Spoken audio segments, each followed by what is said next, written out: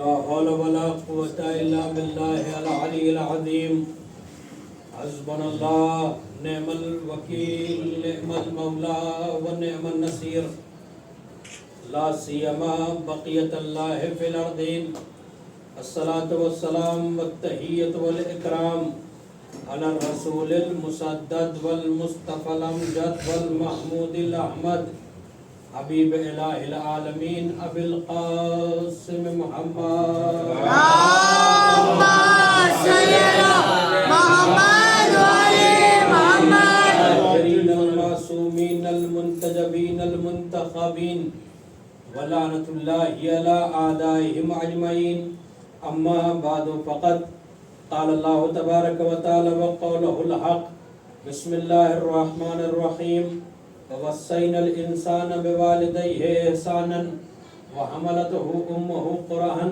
ووضعته كرها وحمله وفصاله 30 شهرا صلوات پڑھیں اللهم صل على محمد وعلى سامعین کرام بزرگان عزیز خداوند عالم قرآن مجید میں ارشاد فرما رہا ہے کہ ہم نے انسانوں کو وصیت کی کہ اپنے والدین کے ساتھ احسان کریں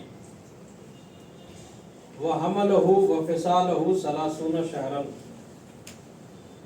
اور ایک بچے کا تذکرہ کیا کہ جب وہ بچہ ماں کی شکم میں آیا تب بھی اس کے اوپر گریا ہوا، لوگوں نے آنسو بہائے، اور جب وہ بچہ دنیا میں آیا تب بھی اس کے اوپر گریا ہوا۔ اس بچے کی ایک صفت بیان کی قرآن مجید میں، آواز دی کہ اس کے حمل اور فصال کی مدت 30 مہینے کی تھی، یعنی 30 مہینہ اس طرح سے ہوگا کہ جو اللہ نے ماؤں کو حکم دیا ہے، اللہ نے ماؤں کو حکم دیا کہ اپنے بچوں کو 2 سال تک کامل دودھ پلائیں، حولین کاملین، 2 سال تک دودھ پلائیں۔ اب اگر 2 سال کو جوڑا جائے گا تو 1 سال میں 12 مہینہ اور 2 سال میں 24 مہینہ، مگر جس بچے کی خصوصیت بیان کی ہے قرآن نے، کہا کہ ان کے حمل میں شکم میں آنے کی مدت اور فصال کی مدت یعنی شیر دودھ چھوڑنے کی مدت کم سے کم 30 مہینہ ہونا چاہیے۔ 24 مہینہ ادھر ہو گیا 2 سال کا شیر چھوڑنے کا، اور اس کے بعد کم سے کم بچہ 6 مہینہ ماں کے شکم میں ہو، تب یہ 30 مہینہ پورا ہوگا۔ اب یہ کون ایسا بچہ ہے کہ جو تمام مدت پر آ سکے اتر سکے؟ تو سوائے امام حسین کے کوئی اور نہیں ہے۔ امام حسین اپنی ماں کے شکم میں صرف اور صرف 6 مہینہ تھے، اور اسی بچے کے لیے قرآن نے کہا کہ جب وہ ماں کے شکم میں آیا تو اس کے اوپر گریا ہوا، اور جب دنیا میں آیا تو اس کے اوپر گریا ہوا۔ آپ دیکھیں مفسرین نے بیان کیا، طرفین کے شیعہ غیر شیعہ سب نے، کہ جب امام حسین اپنی والدہ کے شکم میں آئے تو امام حسین آواز دیتے تھے، یا اماں ہو انا عریان، یا اماں ہو انا عطشان، اے مادر گرامی میں آپ کا برہنہ بچہ ہوں، اے مادر گرامی میں آپ کا پیاسا بچہ ہوں، اے مادر گرامی میں آپ کا بھوکا بچہ ہوں۔ اور پھر جب حضرت آئے جناب سیدہ نے کہا کہ والد گرامی میرے شکم میں جو بچہ ہے وہ اس طرح سے آواز دیتا ہے۔ ابھی نبی سوچ ہی رہے تھے کہ جناب جبرائیل آ گئے، اور جناب جبرائیل نے آن کر بتایا کہ انہیں کربلا کے میدان میں 3 دن کا بھوکا پیاسا شہید کر دیا جائے گا۔ لہذا جب ماں کی شکم میں آئے تب بھی ان کے اوپر گریا ہوا جو قرآن نے کہا، اور اس کے بعد جب حضرت کے قول کے بعد امام حسین کی ولادت ہو گئی تب بھی امام حسین کو لے کر حضرت بہت مسرور تھے، خوش تھے۔ جناب جبرائیل آئے اور جناب جبرائیل نے پھر وہی پیغام حضرت کو سنایا، پھر اس کے بعد امام حسین کے اوپر گریا ہوا۔ اور آپ دیکھیں یہ امام حسین کی ذات کتنی عظیم ذات ہے۔ یہ امام حسین کو جو عہدہ ملا، امامت کا عہدہ، ولایت کا عہدہ، یہ بڑا عظیم عہدہ ہے۔ میں نے اس سے پہلے کی مجلس میں عرض کیا کہ امامت کا عہدہ رسالت اور نبوت سے بالاتر ہے۔ جیسے کہ امامت عامہ میں جناب ابراہیم کا تذکرہ ہوتا ہے، امامت خاصہ میں ہمارے 12 امام ہیں۔ اب دیکھیں ذمہ داری بڑی ہے، عہدہ بڑا ہے۔ نبی کی ذمہ داری کیا ہے نبی وہ ہوتا ہے جو پیغام کو پہنچائے. رسول کی ذمہ داری کیا ہے؟ رسول وہ ہوتا ہے جو پیغام کو اللہ سے لے کر آئے. دیکھیے رسول بڑا ہے، نبی چھوٹا ہے. رسول کی ذمہ داری یہ ہے کہ جو اللہ سے پیغام لے کر آئے. نبی کی ذمہ داری یہ ہے جو رسول سے لے کر پیغام لوگوں تک پہنچائے. لیکن امامت اور ولایت کی ذمہ داری ہے کہ جو وقت پڑے تو تمام پیغامات کو بچا لے. جو ان تمام پیغامات کو بچا لے اسے امام کہا جاتا ہے. لہذا عہدہ بڑا ہے، ذمہ داری بڑی ہے. لہذا تنہا امام حسین ہے مقام صبر میں کہ امام حسین کے برابر، امام حسین کا ہمتا کوئی نہیں ہے. اور آپ دیکھیں آج کی جو تاریخ ہے، شب ہے، اس میں امام حسین دین کو بچانے کے لیے جا رہے ہیں. کس کے خلاف قیام کر رہے ہیں؟ حاکم شام کے بیٹے کے خلاف. ابھی 22 رجب گزری ہے، آپ نے دیکھا کہ 22 رجب کو غاصب شام واصل جہنم ہوا.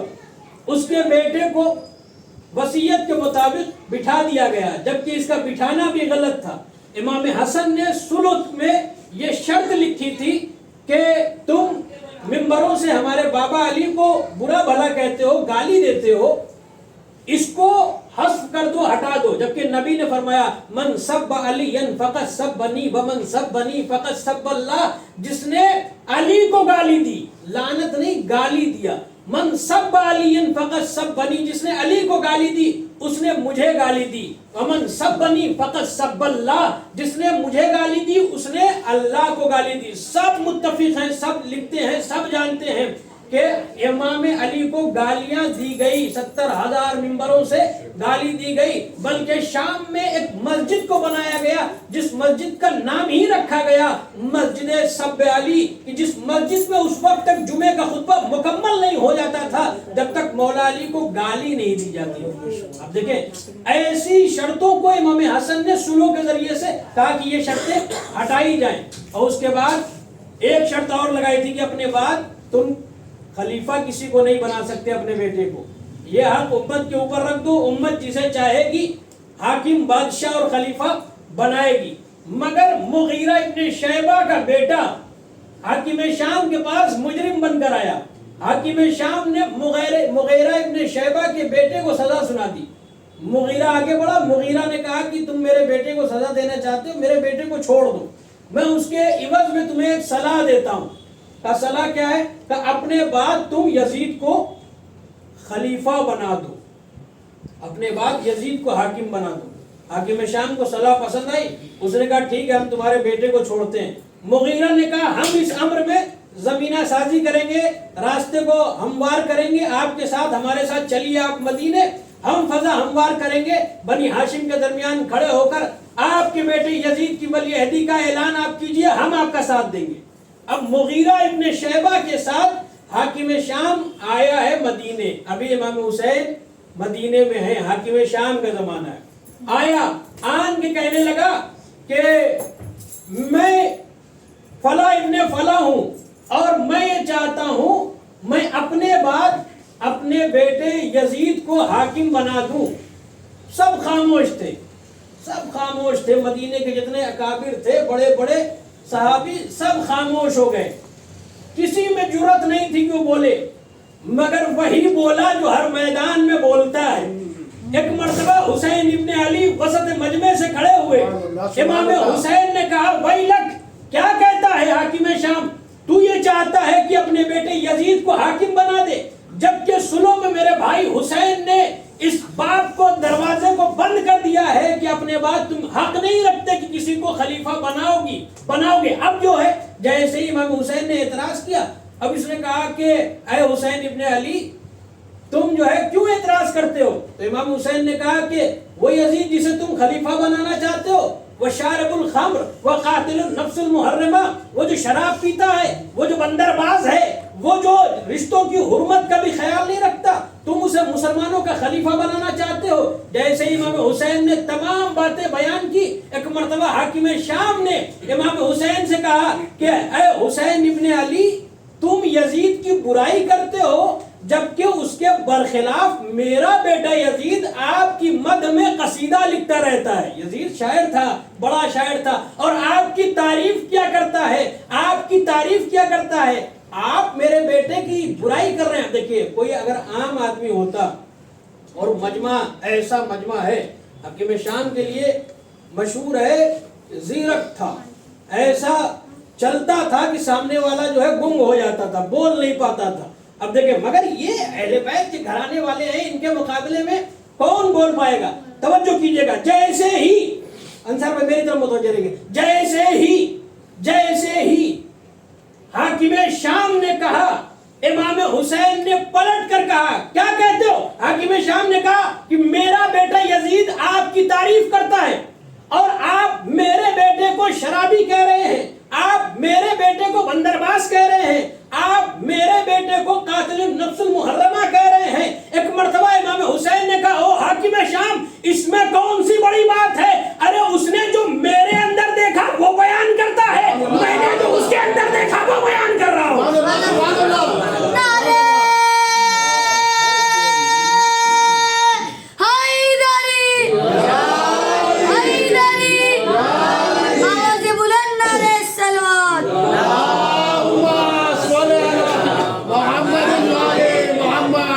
امام حسین نے جملہ کہا, اس میں کون سی بڑی بات ہے, اس نے جو میرے اندر دیکھا وہ بیان کرتا ہے, میں نے جو اس کے اندر دیکھا میں وہ بیان کر رہا ہوں. اچھا زمینہ فراہم کیا, اس کے بعد پلٹ کر آیا, وصیت کر دی, اور پھر 22 رجب کو وہ اس دنیا سے تمام عذاب لے کر اپنی قبر میں عذاب اٹھا رہا ہے. اب آپ دیکھیں یزید حاکم بن گیا. اب جب یزید حاکم بن گیا تو یزید نے حکم دیا کہ حسین ابن علی سے بھی بیعت لی جائے. اب لوگوں نے کہا کہ سب نے آپ کی بیعت کر لی ہے, اگر حسین ایک بیعت نہیں کرتے تو آپ کا کیا چلا جاتا ہے؟ ظاہر سی بات ہے پورا عرب یزید کی بیعت کر چکا, تنہا امام حسین ہے. لوگوں نے کہا کہ کیا چلا جائے گا اگر حسین بیعت نہیں کریں گے؟ کہا نہیں, حسین کی بیعت ضروری ہے. یزید ہے, باطل پر ہے, مگر جانتا ہے کہ حسین کی اہمیت کتنی ہے. یزید جانتا ہے کہ پورے عرب کی بیعت ایک طرف, حسین ابن علی کی بیعت ایک طرف. اچھا یزید کیوں زور دے رہا تھا؟ اس لیے کہ یزید کو وہ کام کرنا تھا جو دین کے خلاف ہے. اگر امام حسین بیعت کر لیتے تو یزید جب شراب کا جام لے کر شعر کہتا شراب کی مد میں, اور کوئی مسلمان کھڑا ہو کر کہتا کہ کیا کر رہا ہے یزید, تو شراب پی رہا ہے, کیا کر رہا ہے یزید, تو اس رشتوں کو پامال کر رہا ہے, یہ حرام کام انجام دے رہا ہے, تو یزید آگے بڑھ کر کہہ سکتا ہے کہ تم کس حق سے بول رہے ہو, تم تو مسلمان ہو, ارے جس کے گھر سے اسلام چلا ہے جب اس نے ہماری بیعت کر لی تو تم کیوں بول رہے ہو؟ لہذا یہ اہمیت جانتا تھا یزید امام حسین کی بیعت کی. اچھا جب یزید امام حسین کی بیعت کی اہمیت جانتا ہے تو کیا امام حسین اپنی بیعت کی اہمیت نہیں جانتے تھے؟ لہذا امام حسین نے انکار کیا, امام حسین نے ہاتھ نہیں دیا. یہ کریم ابن کریم ہے, ان کے گھر دروازے پر جو بھی آیا ہے انہوں نے عطا کیا ہے.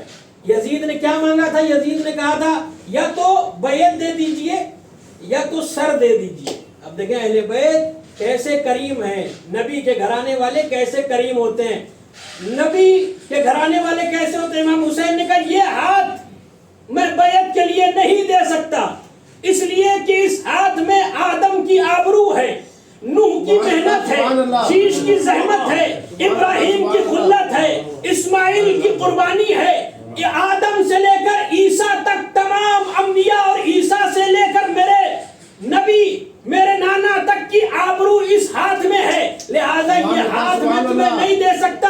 مگر یزید تو میرے در پر سوالی بن کر آیا ہے, میں ہاتھ تو نہیں دے سکتا, اپنا سر تجھے دے دوں گا.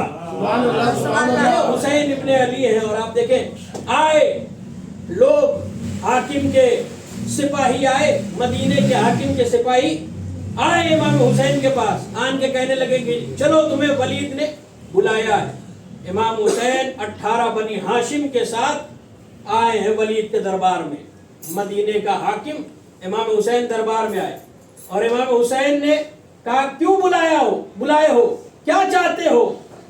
تو کہا حاکم مدینہ نے کہ فلاں کا ایسے ایسے انتقال ہو گیا ہے، اس دنیا سے چلے گئے ہیں اور ان کا بیٹا جو ہے حاکم بن گیا ہے اور وہ بیعت چاہتا ہے. تو امام حسین نے ایک خطبہ تاریخ ساز خطبہ ارشاد فرمایا، آواز دی، اِنَّا أَهْلَ بَيْتِ النَّبُوَّةِ وَمَعْدَنِ الرِّسَالَةِ وَمُخْتَلِفُ الْمَلَائِكَةِ بِنَا فَتَحَ اللَّهُ وَبِنَا خَتَمَ اللَّهُ وَيَزِيدٌ رَجُلٌ فَاسِقٌ وَشَارِبُ الْخَمْرِ وَقَاتِلُ النَّفْسُ الْمُحَرَّمَةِ. پھر فیصلہ سنا دیا، مثلی لا یبایع مثلا. کیا کہا امام حسین نے؟ اِنَّا أَهْلَ بَيْتِ النَّبُوَّةِ، میں اہل بیت نبوت ہوں. توجہ کیجئے گا، میں اہل بیت نبوت ہوں. کسی جملے میں نا اتنی تفصیل ہے کہ اگر بیان کیا جائے تو وقت کم پڑ جائے گا. بہت جلدی میں آگے جا رہا ہوں. اِنَّا أَهْلَ بَيْتِ النَّبُوَّةِ، میں اہل بیت نبوت ہوں. یہ نہیں کہا امام حسین نے میں صرف نبی محمد کے گھرانے سے وابستہ ہوں.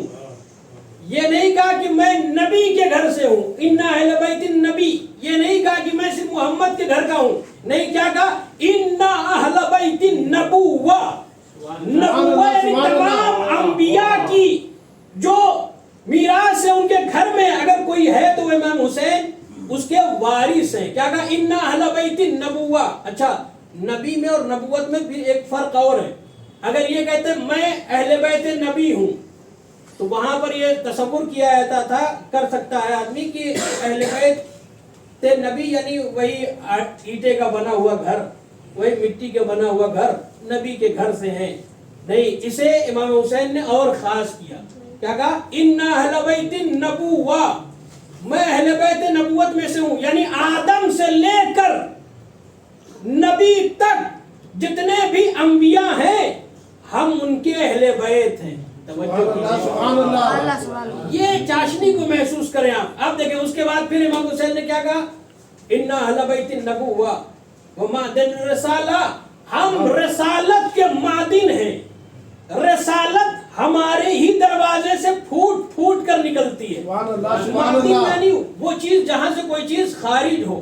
کہا کہ ہم رسالت کی معدن. اچھا، یہاں پر رسول بھی نہیں کہا، یہاں پر بھی جمع کا استعمال کیا. تمام رسولوں کا معدن جو ہیں وہ ہم ہیں. یعنی معلوم یہ ہوا تمام رسالت آدم سے لے کر نبی تک اگر کسی کے در سے نکلی ہے تو اسے در حسین ابن علی کہا جاتا ہے.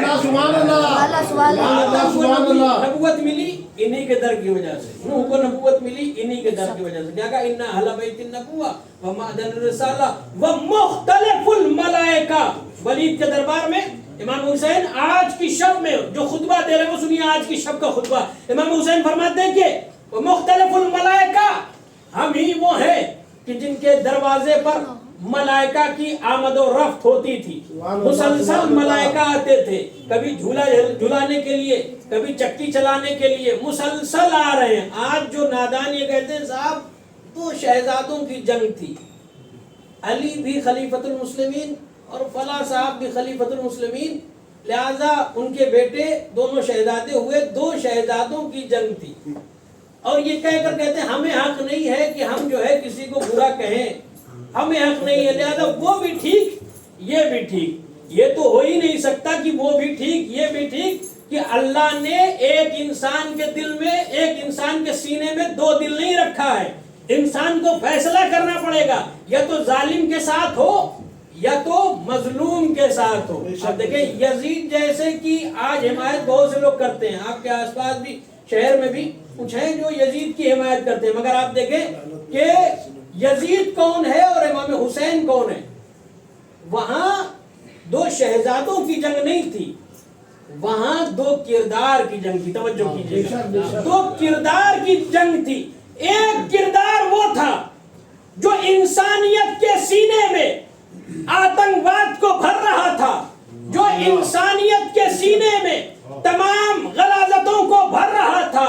اور ایک کردار وہ تھا جو انسان کے سینے میں تمام طہارتوں کو انڈیل رہا تھا، جو انسان کے سینے میں تمام عبادات کو انڈیل رہا تھا. تاریخ نے دونوں شخصیت کا نام بھی بیان کیا. جو کردار انسان کے سینے میں غلاظتیں اور نجاستوں کو بھر رہا تھا اسے تاریخ نے یزید ابن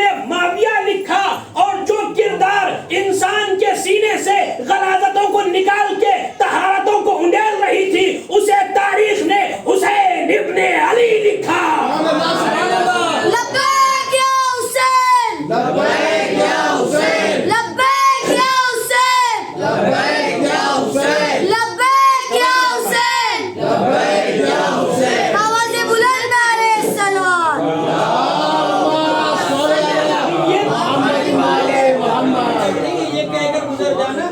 دو شہزادوں کی جنگ تھی. ہمیں حق نہیں ہے کہ ہم جو ہے کسی کی طرف سے بولیں. معیشت میں جیسا فیصلہ اللہ کرے گا کر لے گا.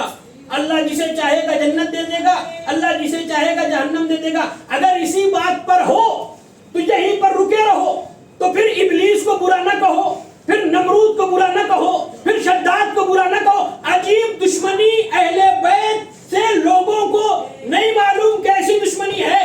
موسیٰ کے دشمن کو برداشت کر لیتے ہیں, فرعون کے دشمن کو, فرعون جیسے کو برداشت کر لیتے ہیں, ابراہیم کے دشمن کو برداشت کر لیتے ہیں. تمام انبیاء کا جو دشمن ہوتا ہے, یہاں تک کہ شیطان کو بھی لعنتی کہتے ہیں. مگر جب یزید کی بات آتی ہے, اہل بیت کے دشمن کی بات آتی ہے, تو کہتے ہیں یہاں نہ بولو, اللہ جسے سمجھے گا جنت دے دے گا. بھیا فیصلہ یہی کرو. اگر حق کے ساتھ رہو گے تو وہاں پر حق کی شفاعت ہوگی, اگر باطل کے ساتھ رہو گے وہاں باطل کے ساتھ اٹھائے جاؤ گے. سبحان اللہ. فیصلہ ہے. آپ توجہ فرمائیں. اب جو ہے یہاں پر دو کردار کی جنگ ہے.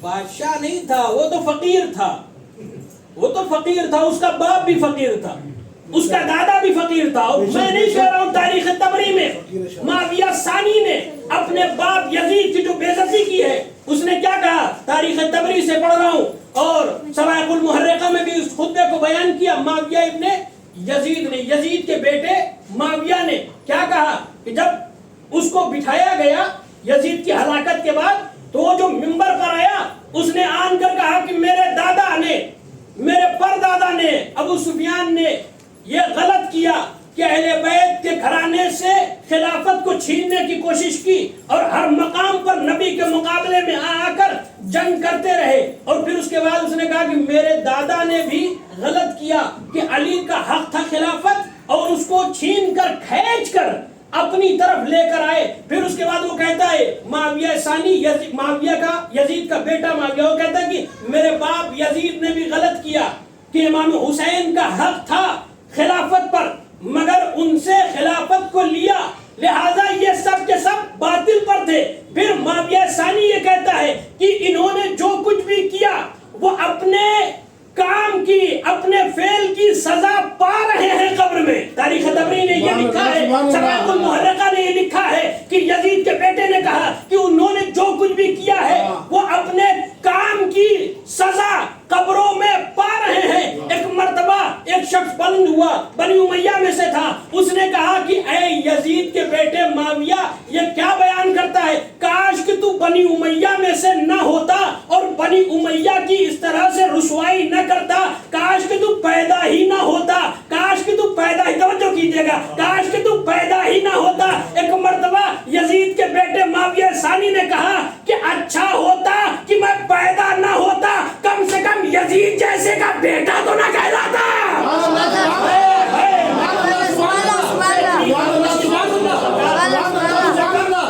یزید جیسے کا بیٹا تو نہ کہلاتا. تاریخ طبری, سوائق المحرقہ, دونوں کتاب کا حوالہ لیجئے, جا کر دیکھ لیجئے گا. اب دیکھیں آپ, اس کے بعد یزید کے اپنے بیٹے نے, توجہ یہ جملہ تو یہاں پر ہے جو آنے والا ہے, یزید کے اپنے بیٹے نے یزید کی برائی کی ببان کے دوحل علل اعلان دربار سے خطبہ دیتے ہوئے تمام بنی امیہ کی آنکھوں میں آنکھیں ڈال کر یزید کے بیٹے معاویہ نے خطبہ دیا اور بنی امیہ کی برائی کی, یزید کی برائی کی. اب ذرا پتہ تو کیجئے یہ کس کی اولادیں ہیں جو یزید کو اچھا کہہ رہے ہیں. سبحان اللہ, سبحان اللہ. یزید کے اپنے بیٹے نے سبحان ہے.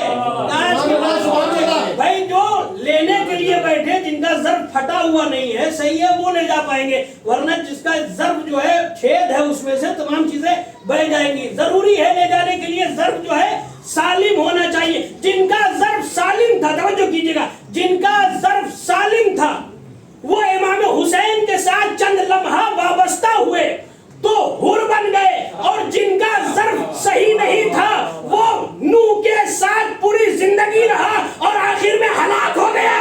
سبحان اللہ, سبحان اللہ. لے جانے کے لیے ضرب کا سالم ہونا ضروری. اب دیکھیں, یزید کے اپنے بیٹے نے یزید کو گالی دی. اب ذرا پتہ تو کیجئے, جو آپ کے آس پاس یزید کی تعریف کر رہے ہیں یہ کس کی اولاد ہے. یزید جی جائے تفکر ہے, سوچئے گا اس پر جا کر. यजीद के अपने बेटे ने तो यजीद को गाली दी, ये फिर किसकी औलाद है? अच्छा, इमाम हुसैन ने कैसा रुसवा किया यजीद को कि आज अगर कोई बच्चा शरारत करे तो उसके वालिद से कहा जाए, वालिदैन से कहा जाए, साहब आपका बेटा बहुत शैतानी करता है, बहुत शैतान है, तो क्या वो बुरा मानेंगे? नहीं मानेंगे। अगर उन्हीं से ये कह दिया जाए आपका बेटा बहुत यजीदियत करता है, आपका बेटा बहुत बड़ा यजीद है, फौरन आपको देखिए क्या क्या बना देंगे। यानी शैतान जैसे को बर्दाश्त कर सकते हैं। इमाम हुसैन ने यजीद को इतना गिराया कि शैतान से भी पस्तर हो गया। एक सलवात पढ़े अज़मत आले मोहम्मद।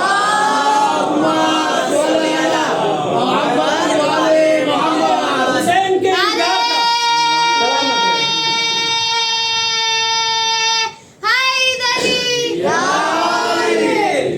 हुसैन के इनकार का नतीजा था। देखिए 29 मिनट हो गया, मैं गुफ्तगू तमाम कर रहा हूँ। ये इमाम हुसैन के इनकार का नतीजा था। और आप देखें कि दो किरदार था, एक जो है इंसान के सीने में हैवानियत को भर रहा था और एक इंसान के सीने में तहारत को जम कर रहा था।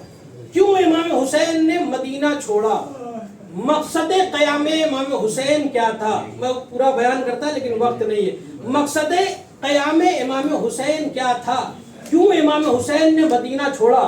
इसलिए मदीना छोड़ा इमाम हुसैन ने क्योंकि नूर की जगह पर जुल्मत आ गई थी, ईमानदारी की जगह बेईमानी ने ले रखी थी। तवज्जो कीजिएगा, ईमानदारी की जगह, आखिरी जुमला है मजलिस का, जैसे चाहे सुन लीजिएगा, ईमानदारी की जगह बेईमानी ने ले रखा था, तहारत की जगह नजासत आ गई थी, आबे कौसर की जगह शराब लेना चाहती थी। यानी मालूम ये हुआ पूरी इस्लाम की सोसाइटी करप्ट हो गई थी। इमाम हुसैन ने देखा वबा की इज्जत सामने है, इस्लाम को वबा की इज्जत में पाया। इमाम हुसैन ने कहा जब जान खतरे में हो तो सदका देकर जान बचा लिया जाता है, और अगर दीन खतरे में हो तो अपनी जान देकर दीन बचा लिया जाता है। एक सलवात पढ़े अज़मत आले मोहम्मद।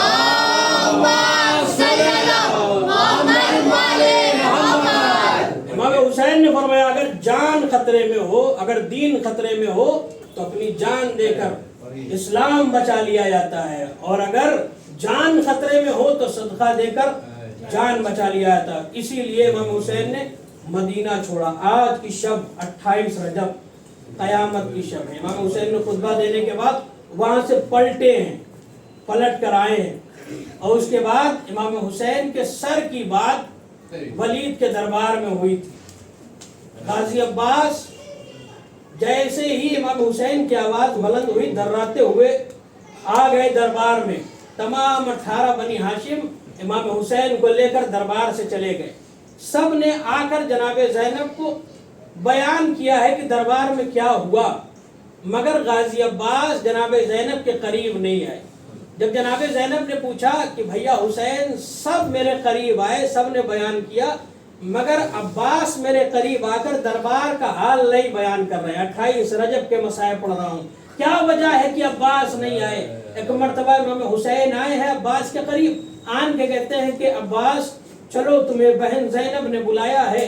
गाजी अब्बास ने कहा कि भैया किस आका, किस मुंह से मैं अपनी शहजादी के पास जाऊं? अगर शहजादी ने पूछ लिया कि मदीने में वलीद के दरबार में मेरे आका हुसैन के सर की बात हो गई थी, सर कलम करने की बात हो गई, अब्बास तुम सुनते रहे, मैं क्या जवाब दूंगा?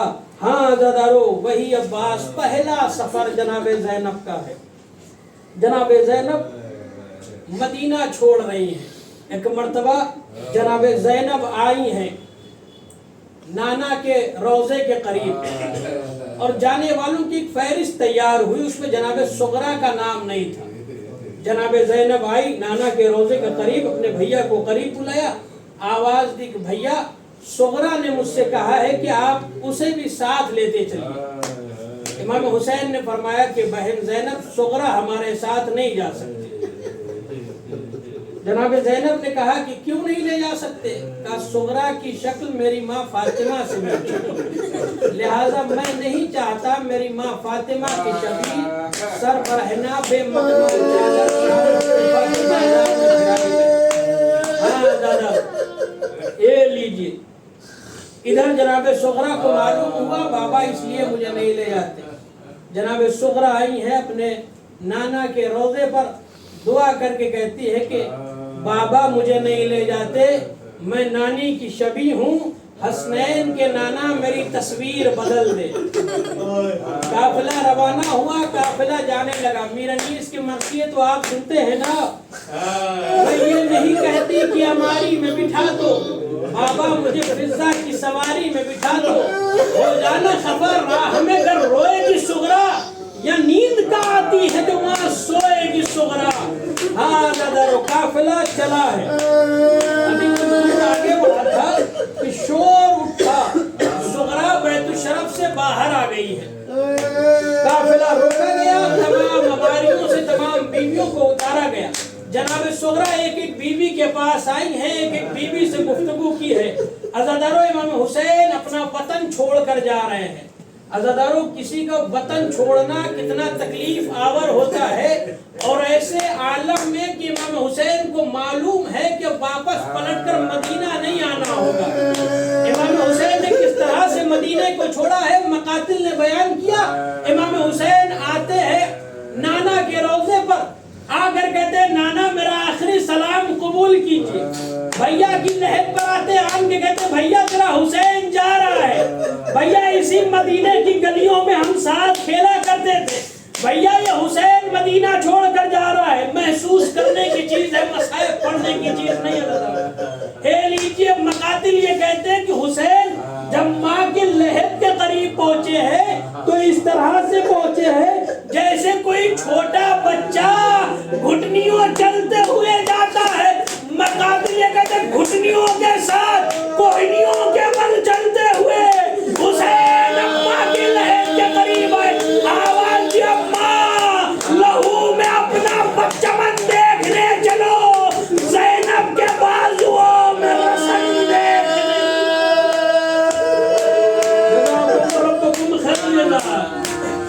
सफरे गरीबा है दादा। हुसैन करबला बसाने के लिए मदीना जा रहे हैं। आज की तारीख मेराज की भी थी, नबी ने शब में हिजरत की है, मेराज के लिए गए हैं, मगर इमाम हुसैन दिन के उजाले में जा रहे हैं।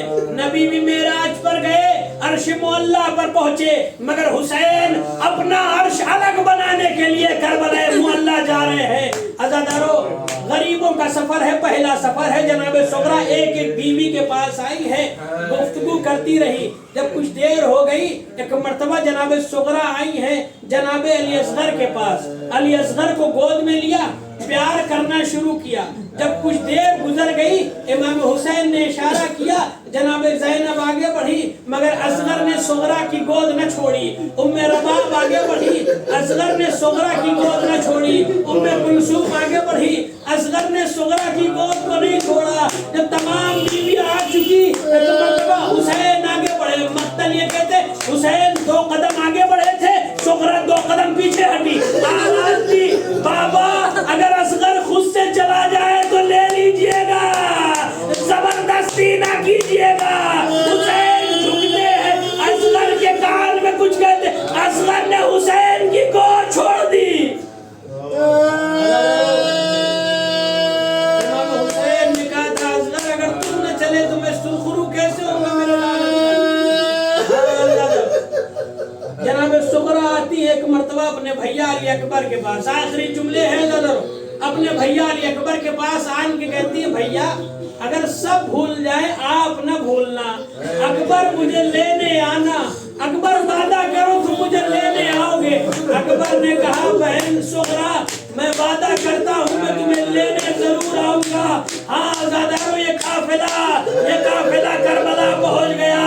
अकबर मख्तल में आए, एक नेज़ा चला अकबर के कलेजे में लगा, अकबर जीन से जमीन पर आए, हुसैन मरसिया पढ़ते हुए आगे बढ़े। आवाज दी अकबर मुझे बताओ, मुझे कुछ दिखाई नहीं देता।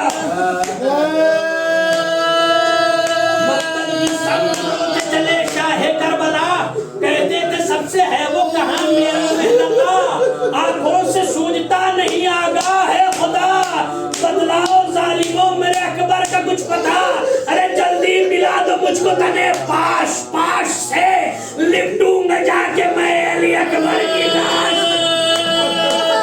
اکبر کے پاس بیٹھ کے روئے بہت امام، شانہ ہلا ہلا کے کیا شاہ نے کلام، آیا ہے باپ اٹھو ذرا میرے لال فام۔ اکبر نے عرض کی ابھی زندہ ہی ہے غلام، اٹھتا نہیں ہے ہاتھ بھی تسلیم کے لیے، ارے کیسے اٹھوں میں آپ کی تعظیم کے لیے۔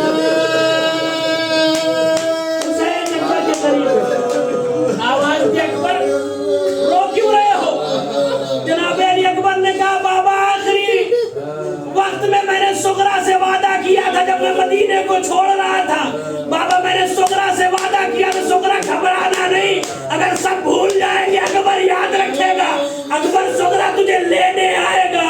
بابا میں اپنے وعدے کو وفا نہ کر سکا، بابا میں آخری مرتبہ سغرا کو دیکھنا چاہتا ہوں۔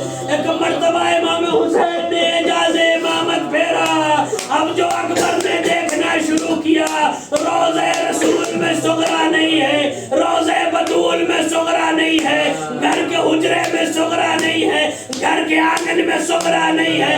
اکبر کہتے بابا مجھے سغرا نظر نہیں آتی۔ حسین نے فرمایا میرے لال اکبر وہاں دیکھو جہاں تم نے آخری مرتبہ سغرا کو خدا حافظ کہا تھا 28 رجب کو، اب جو اکبر نے دیکھا تو کیا دیکھا؟ سغرا وہیں پر بیٹھی ہوئی ہے، آواز دے رہی آ جاؤ میرے بھیا اکبر، آ جاؤ بھیا اکبر۔ یہ وہ وقت تھا حسین نے اکبر کے کلیجے سے نیزے کی علی نکالی، اکبر نے زمین کربلا پہ اڑیاں لگئی، روح قفس انصری سے پرواز کر گئی، مگر سغرا انتظار کرتی رہ گئی، آ جاؤ بھیا آ جاؤ۔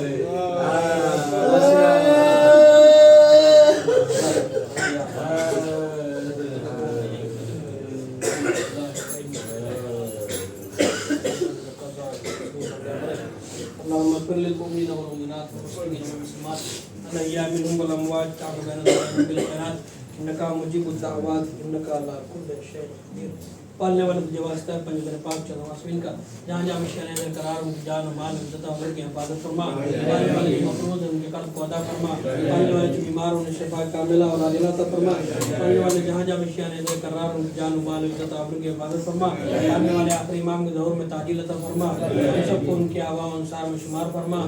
ربنا تقبل منا انک انت السمیع العلیم۔